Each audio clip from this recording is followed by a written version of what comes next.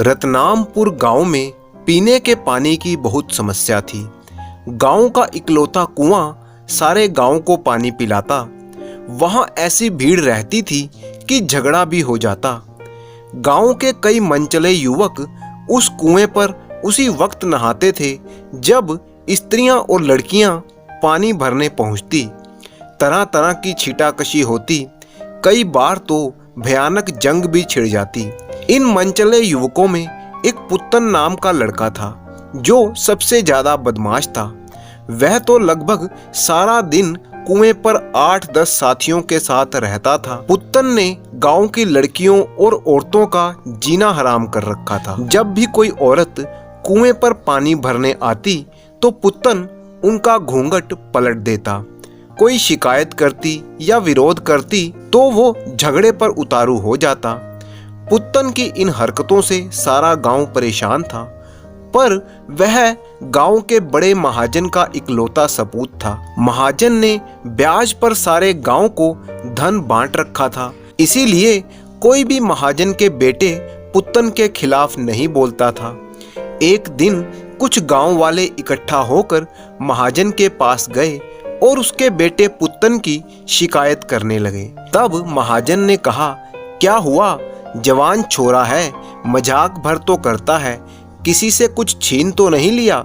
खबरदार जो किसी ने कुछ कहा। बेचारे गांव वाले अपना सा मुंह लिए वहां से वापस चले गए। इधर पुत्तन की मां को अपने बेटे की ये करतूतें पसंद नहीं थी। वह उसे लाख समझाती पर पुत्तन उसकी एक ना सुनता। एक दिन जब पुत्तन की मां को कुछ समझ में नहीं आया तो वो गांव के मुखिया की शरण में गई और मुखिया से कहा, मुखिया जी, मेरा बेटा तो हाथ से निकला जा रहा है।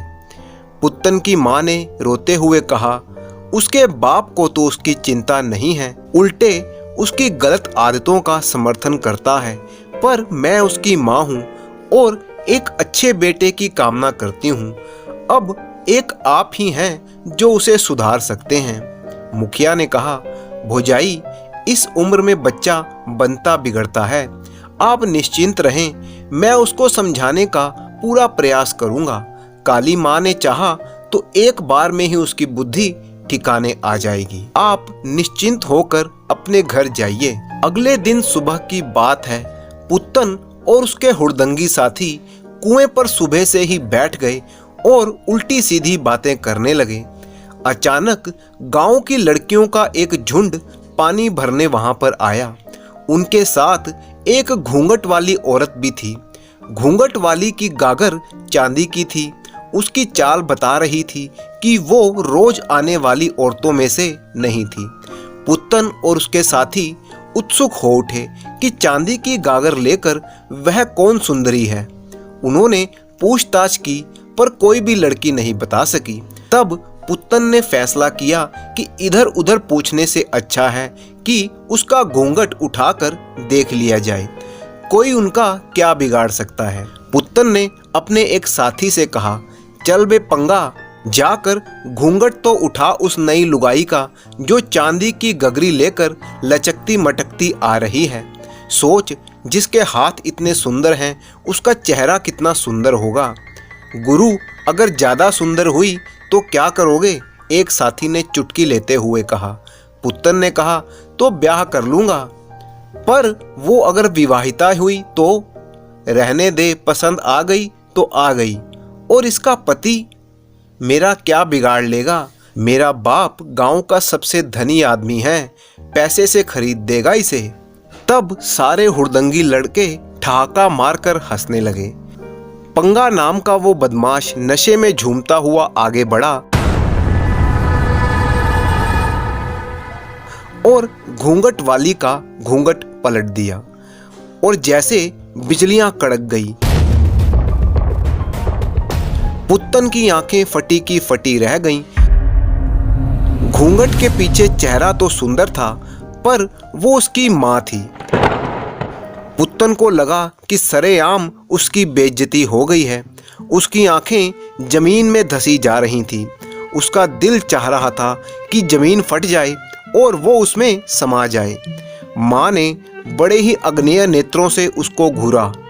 क्या हुआ कुल कलंक? माँ ने कहा, मेरा चेहरा पसंद नहीं आया तुझे? अरे तू पैदा होते ही क्यों नहीं मर गया? यही है तेरा असली रूप, इसीलिए पाल पोस कर बड़ा किया था तुझे कि एक दिन तू अपनी जननी का ही घूंघट उठाएगा। पुत्तन तो शर्म से जमीन में गड़ा जा रहा था।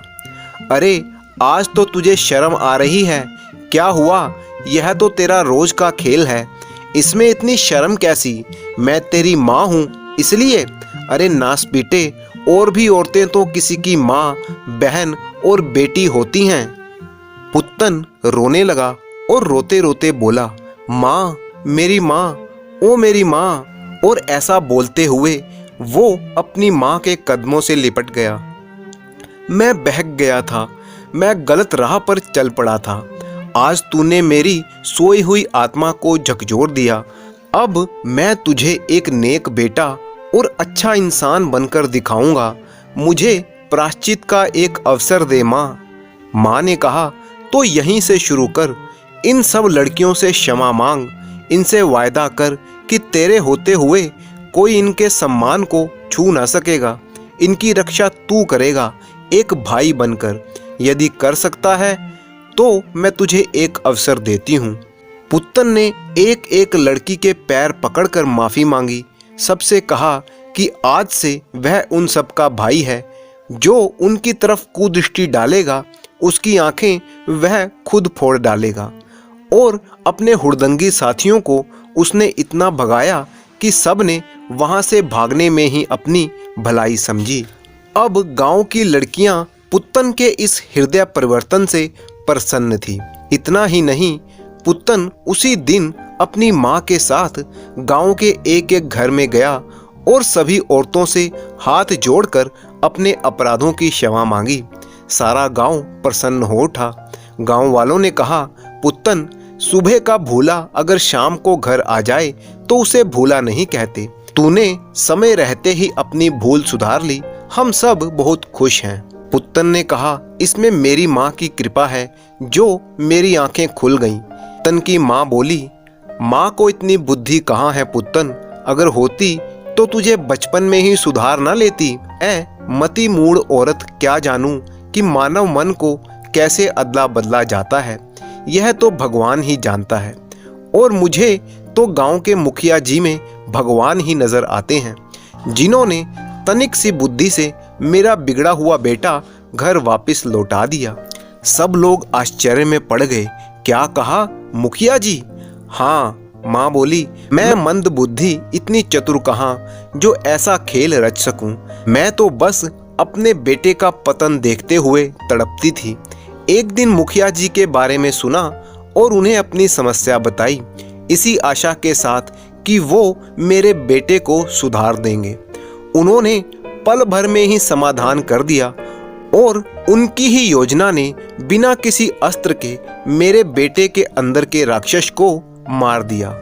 सारा गांव मुखिया जी की जय जयकार करने लगा।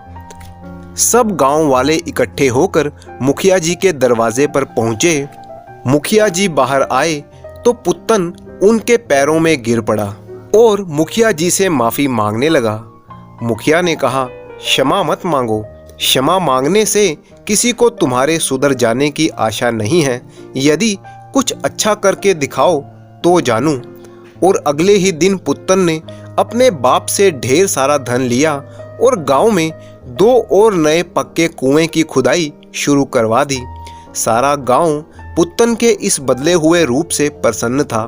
अब वो मनचले लड़के भी नजर नहीं आते थे। सर्वत्र शांति थी। कुछ ही दिनों में नए कुएं तैयार हो गए। अब गांव में पानी की समस्या नहीं रही। और मजे की बात ये थी कि जब भी लोग पुत्तन को इसके लिए धन्यवाद देते तो वो एक ही बात कहता, ये सब हमारे मुखिया जी की बुद्धि का कमाल है। और इस तरह से एक अच्छे मुखिया की अगुवाई में सारे गांव वाले शांति से रहने लगे।